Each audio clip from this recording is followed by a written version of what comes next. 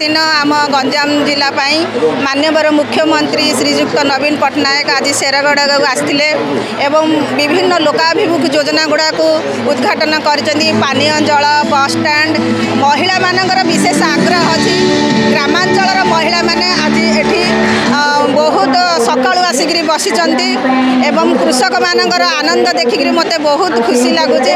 विशेषकर शेरगढ़ में महिला मानकर कृषि प्रति बहुत आग्रह अच्छी मुझे सहित एवं कथा होती एवं माननीय मुख्यमंत्री निर्वाचन मंडली रे जो लोकहितकार कार्यक्रम गुड़ाक आज उद्घाटन होती लोक मैंने बहुत उपकृत हेबे।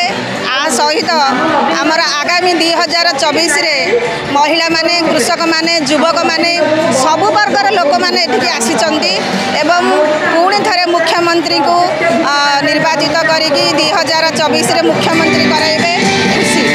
बहुत आज गर्वित अच्छी जे आम ओडिशा गोटे स्वतंत्र राज्य जोटा कि सारा भारत वर्ष रे महिला मानक पई स्वतंत्र बजेट व्यवस्था करा जायछि 5000 कोटी टंका ता सहित 70 लाख महिला एथिरे शामिल अछंती।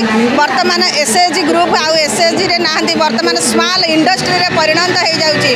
एटा समग्र भारत वर्ष रे गोटे जुगांतकारी पदक्षेप एवं नेशनल मूवमेंट रे परिणत हो जाइछि।